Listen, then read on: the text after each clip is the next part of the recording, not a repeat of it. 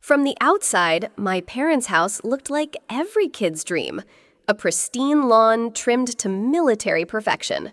White shutters that gleamed like porcelain. A doorbell that played a cheerful melody no matter who rang it. Neighbors waved, smiled, complimented the roses. My parents waved back with perfectly timed nods and warm, hollow eyes. But inside, love was a currency, and I was always broke. I learned early on that affection wasn't given freely. It had to be earned. Earned by being quiet. Earned by doing well in school. Earned by not embarrassing them in public. The living room was spotless, but if I cried in it, I was too sensitive. The fridge was full, but if I asked for a snack without permission, I was greedy. The walls were covered in framed photos, but mine always hung just a little off-center. That house didn't raise me. It measured me, and I never quite measured up. So I left as soon as I could.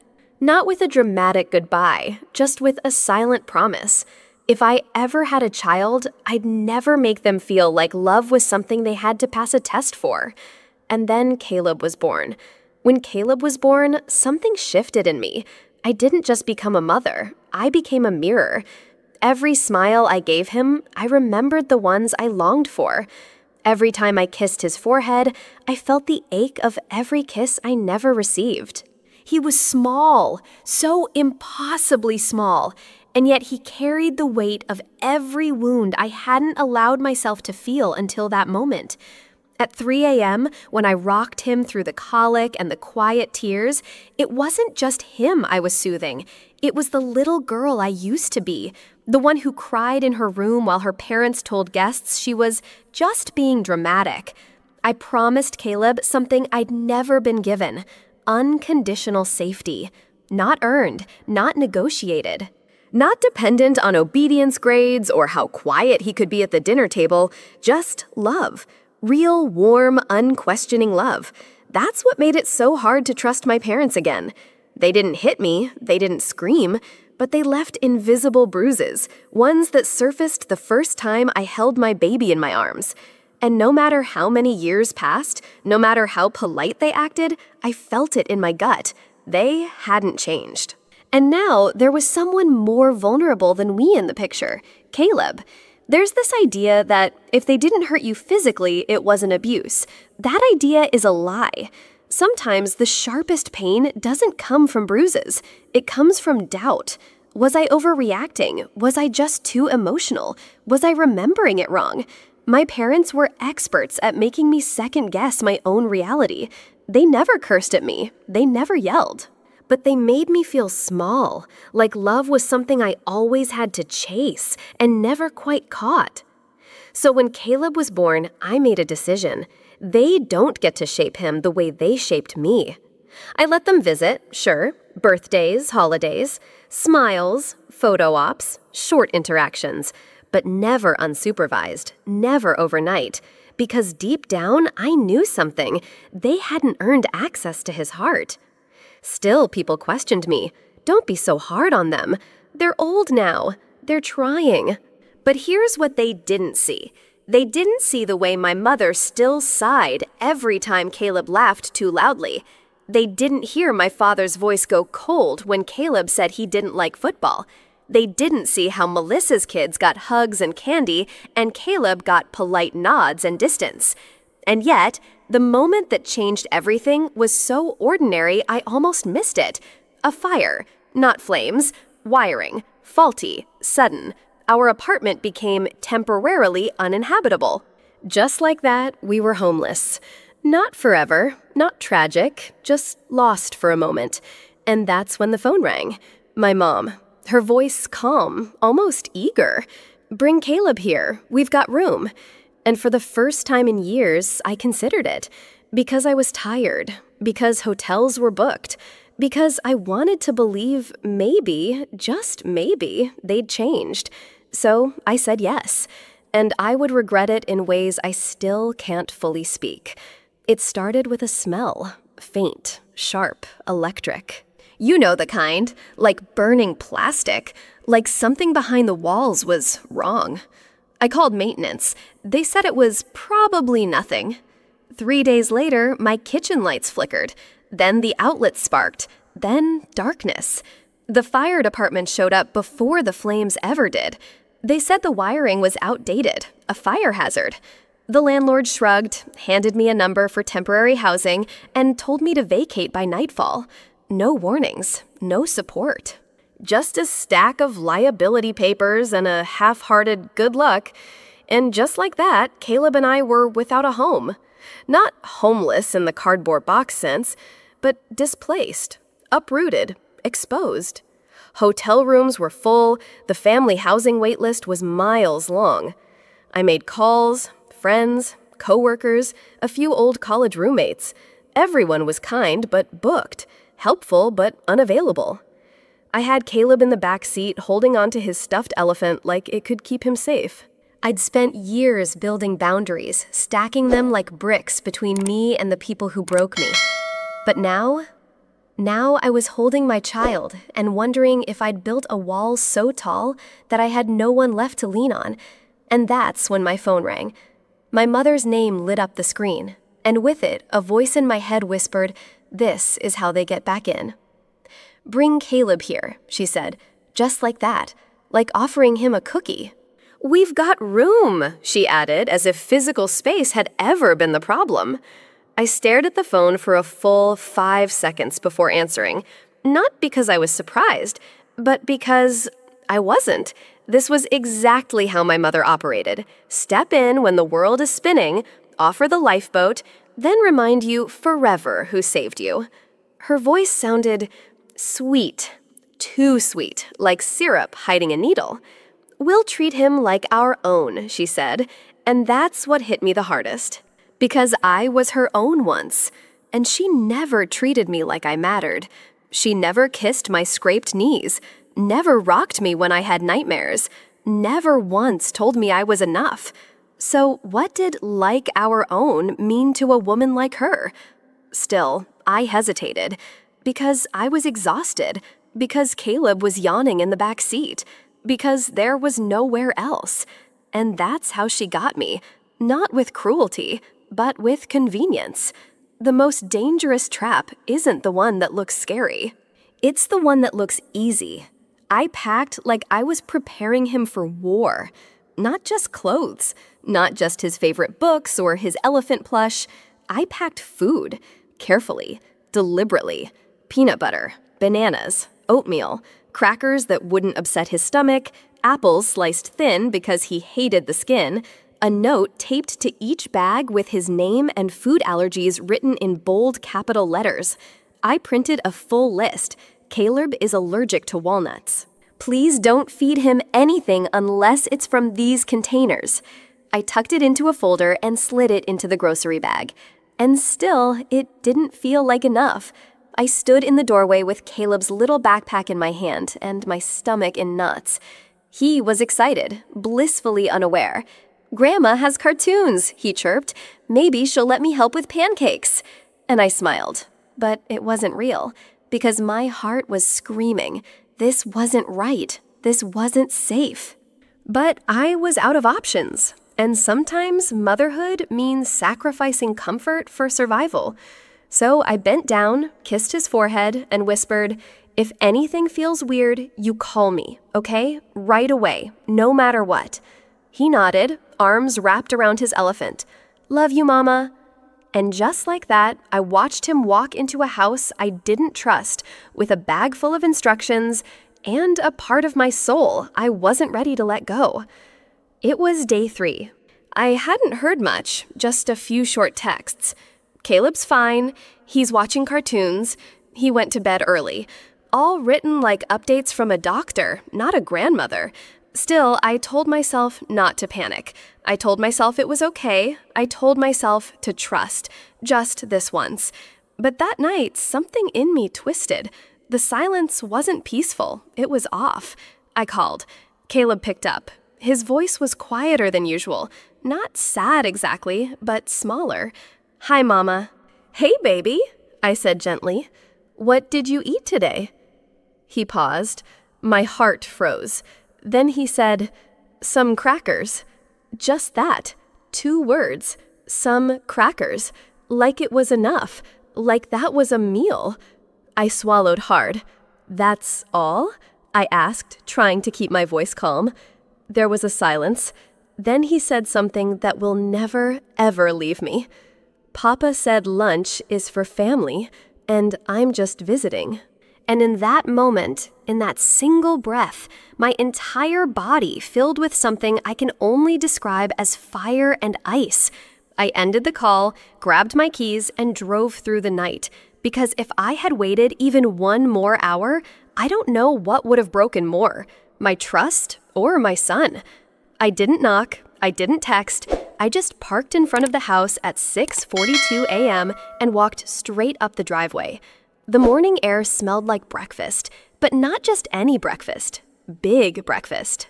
Bacon, sausages, fresh pancakes, maple syrup thick in the air. The door was unlocked, I stepped inside, and there it was, a kitchen so full of food, it looked like a commercial. My father sat at the head of the table halfway through a golden stack of pancakes. My mother sipped coffee with her legs crossed, flipping through a magazine like she was in a hotel lounge. And Caleb was at the far end of the table. No plate, no fork, no food, just sitting, small, still, silent. I didn't scream, I didn't cry, but something inside me tore. "Where's his food?" I asked, steady but shaking. My mother didn't even look up. "He already ate," she said casually. Then Caleb whispered, barely audible, "No, I didn't." My dad grunted without even turning around. "He had some crackers yesterday. He's not starving." And that was it. No apology, no shame, no attempt to explain. Just justification. Like leaving a child hungry under your roof was a matter of perspective. In that kitchen full of breakfast, my son was learning what it meant to be unwanted, and I was learning what it meant to be done. "He's not family," my mother said. Just like that. Flat, final, ice cold.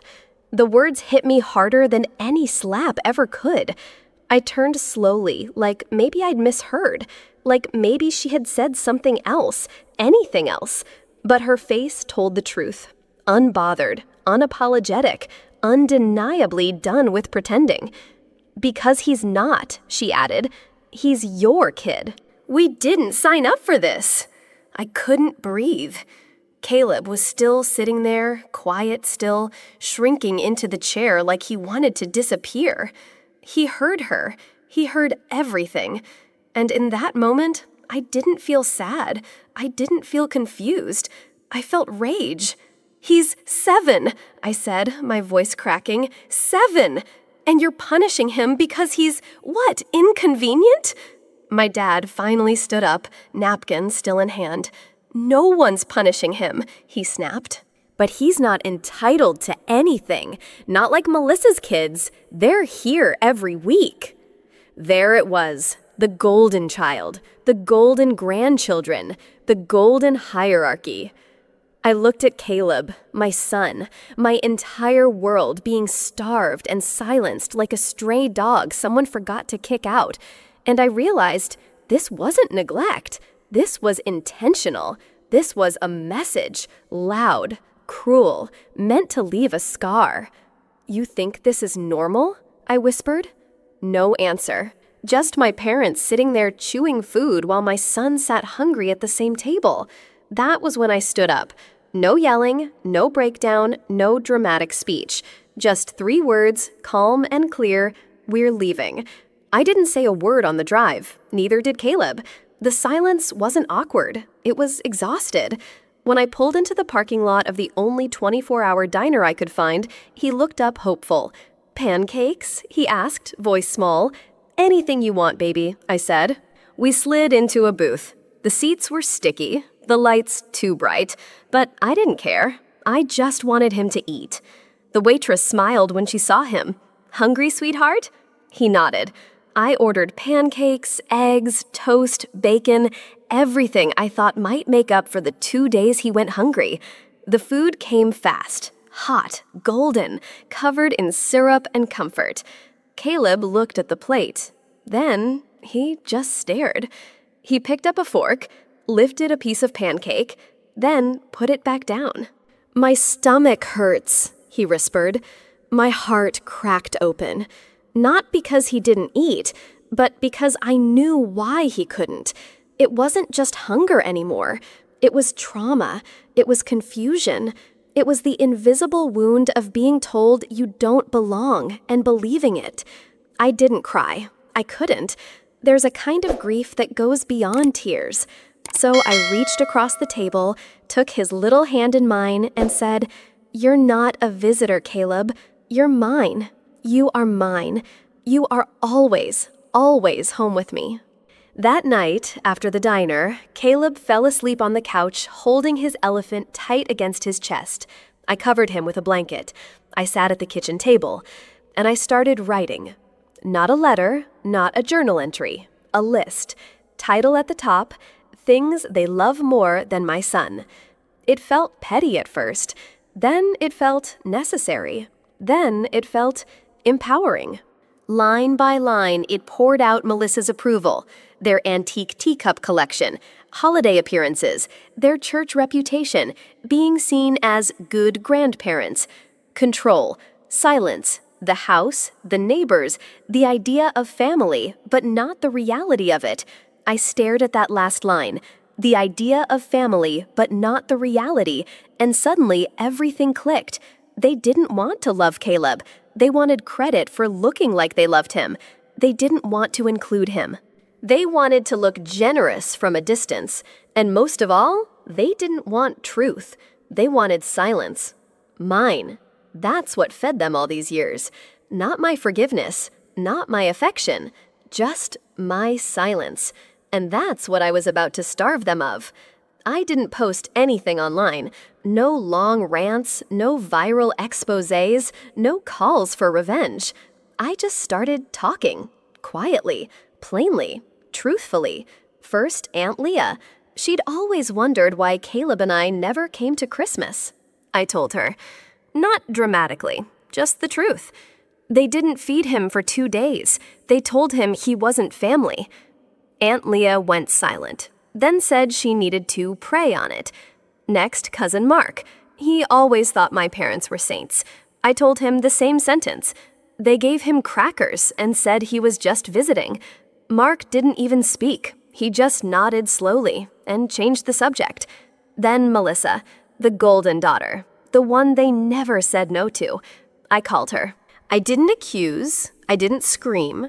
I just said, "You might want to ask Mom and Dad why Caleb didn't get breakfast, or why he said Papa told him he wasn't family." There was a long pause. Then, "What?" I repeated it, this time slower, clearer. They left him hungry, Melissa, on purpose. And just like that, the match was lit. The annual backyard charity barbecue was their pride. Every year, the same setup: tents, chairs, lemonade stands, a grill the size of a small car. Neighbors came. Church friends came. Photos were taken. Smiles rehearsed. My father flipped burgers like a politician running for re-election. My mother floated through the crowd with her signature phrase, "So glad you made it. Can I get you a drink?" It was their stage. And this year, I wasn't attending, but I did RSVP, under a different name, a name they hadn't heard in over a decade, Mrs. Eileen Carlton, my old 4th grade teacher. Sweet, forgetful. Outspoken in the gentlest way. Years ago, she once pulled me aside and whispered, "You're a thoughtful girl, even if your parents seem more concerned with show than soul." I remembered that, so I called her, told her what happened. No bitterness, no drama, just the truth. She went quiet. Then she said, "I'll be there. I know exactly what I'm going to wear." I didn't ask. I didn't need to.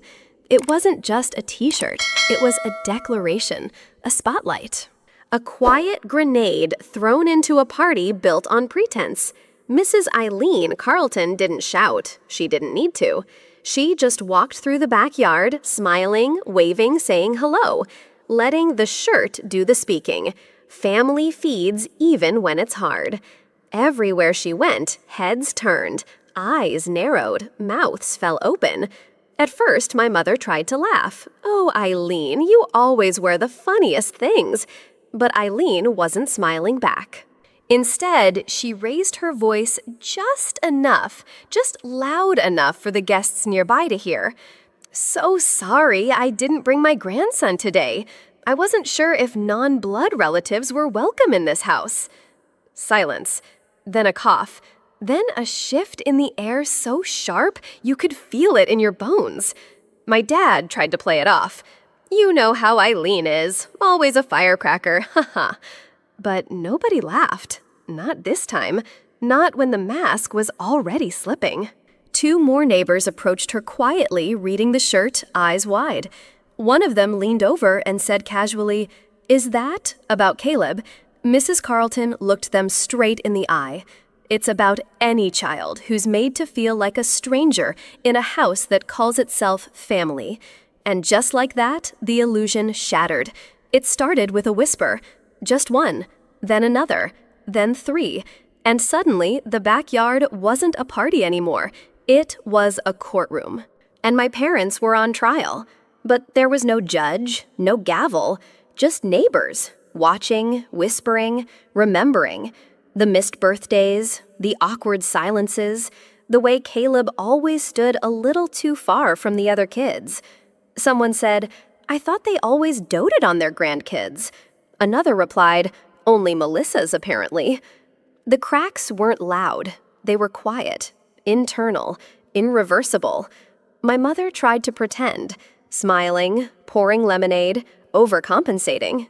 But you could see it in her eyes. That frantic, glassy look of someone watching the world slip away inch by inch. My father, he stopped flipping burgers, just stood there, spatula in hand, face red and still.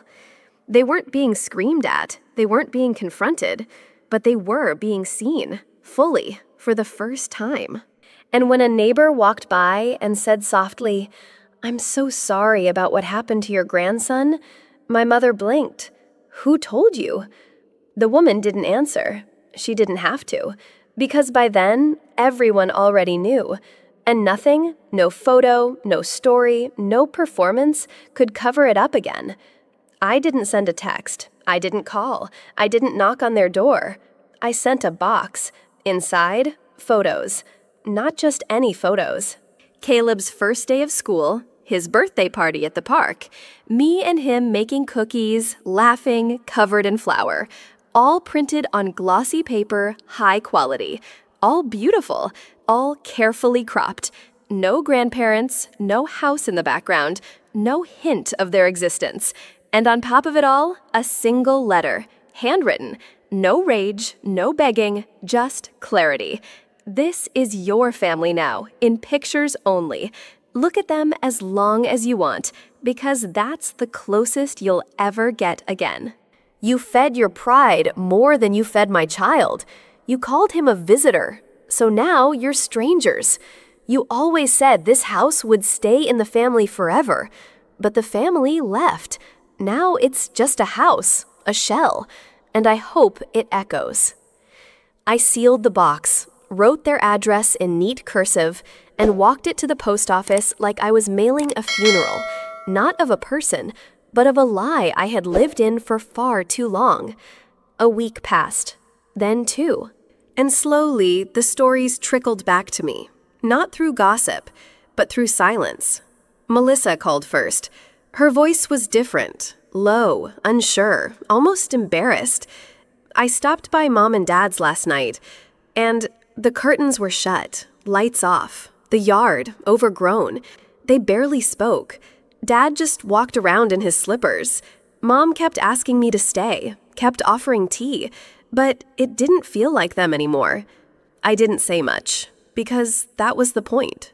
They had spent years building a reputation so loud it drowned out everything else. They built a life of noise, photos, charity events, laughter on cue.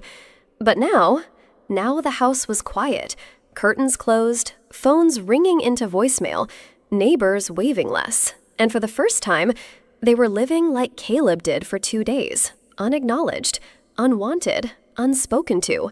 It wasn't revenge, it was reflection. The final voicemail came on a Thursday. I recognized her voice immediately. But it was different this time. No bite, no passive aggression, no polished guilt, just cracks. "I made a mistake," she said. "I didn't think it would spread. I didn't think people would stop inviting us. I didn't think they'd look at us differently." There it was. Not sorrow, shame, not apology, loss of image. What broke her wasn't what she did to Caleb. It was what the neighbors saw, what the church whispered, what Melissa began to question. It was being exposed that gutted her, not the damage she caused. That's when I realized something vital, something final. They weren't sorry for starving my son. They were sorry they couldn't hide it anymore. And that hurt more than if they'd screamed, more than if they'd blamed me. Because it proved what I'd always feared. They never saw Caleb as someone worth loving, only worth covering up. So I deleted the voicemail. Not in anger, not in satisfaction, but because it meant nothing now. It had been months. The kind of months where healing doesn't shout. It whispers, slow, subtle, real. Caleb laughed more now. He slept through the night. He asked questions again, the curious kind, not the anxious kind. One morning, we were driving to the grocery store, windows down, music low. Then he said it, so softly I almost missed it. "Can we drive by their house?" I paused. I looked at him in the rearview mirror. He wasn't scared. He wasn't angry. He was just curious. I asked, "Why do you want to?" He shrugged. "I just want to see it, that's all." No vengeance, no drama, just a child trying to revisit a chapter without reopening the wound. So I turned left instead of right. We drove in silence. Not heavy silence, not sad silence, just peace. We turned onto their street. Nothing had changed. The same tall oak tree, the same mailbox with the brass 28 barely hanging on. Same shutters, paint peeling quietly. But this time, the house didn't feel big. It felt small, shrunken, like something had been sucked out of it. The curtains were still drawn. No car in the driveway, no laughter spilling out the windows, just stillness, a quiet that didn't comfort, it accused.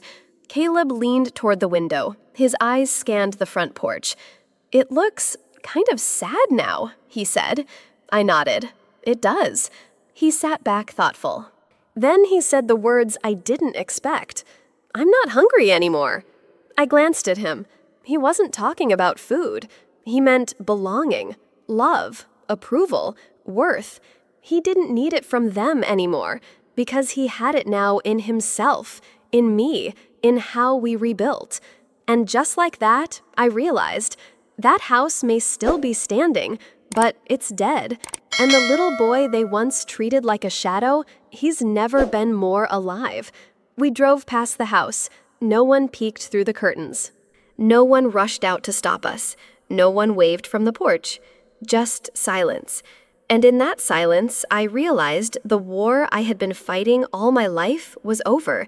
Not because they surrendered, but because I no longer needed to win. Caleb looked out the window a moment longer. Then he whispered it again. "I'm not hungry anymore." This time, I didn't flinch. I didn't cry. I just smiled and said what I had never said before, not to my parents, not to anyone. "I know, baby, neither am I." No parade, no thunder, just quiet. But not the cold kind. The kind of quiet that feels like a door closing and another one finally opening. I reached back and took his hand, and we kept driving. Family isn't made of blood. It's made of love and those who remember to feed it. Sometimes the people who share your DNA are the very ones who make you feel like a stranger in your own skin. But that doesn't mean something's wrong with you. It doesn't mean you're unworthy. It just means you've outgrown the idea that love should hurt or be earned. This story isn't just about a boy who was denied a meal. It's about a mother who refused to pass down the pain she had swallowed for years. It's about choosing truth over tradition, peace over pleasing. And most of all, it's about finally walking past the house that broke you and realizing you're no longer hungry for their approval. If this story hit you in a place you've buried, if you've ever been Caleb or the mom who kept quiet for too long, subscribe to Through Her Eyes. This channel tells the stories we were never allowed to speak out loud, the kind that hurt, heal, and hold up a mirror to what family should mean. Hit that subscribe button. Leave a comment. We read everyone. Share this with someone who needs it more than you know, because sometimes telling the truth doesn't just change your story, it sets someone else free too.